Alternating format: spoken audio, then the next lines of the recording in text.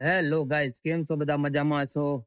આજે તારીખ 31 છે, જે વરસાદની આગાહી હતી અને પછી જે વરસાદે બાકા ઝીકી બોલાવી છે મહેસાણા જિલ્લામાં, તમે જોઈ શકો. અને પાછો હજી તો સાંજે 5 વાગ્યા છે, ત્યાં તો સૂરજનારાયણ પણ પાછો ઓવરટાઈમ કરવા માટે, એટલે કે હાજરી ભરવા માટે જાણે પહોંચી ચૂક્યા હોય એમ પાછા આવી ગયા છે. આજથી જ લગભગ તમે 1 કલાક પહેલા તમે જુઓ તો જે 15 મિનિટ અહીંયા વરસાદ પડ્યો છે ભાઈ, આ ખેતર સાવ કોરું હતું અને અત્યારે તમે જોઈ શકો છો કે અહીંયા કેટલું પાણી ભરાઈ ચુક્યું છે, બરોબર. અને પાછું આ બાજુ જોવા જાવ તો આજે એ બાજુ ટાવર છે ને, એ બાજુનો ભાગ અમદાવાદ તરફનો છે અને ત્યાં અત્યારે પણ હજી કાળા વાદળ જોવા મળી શકે.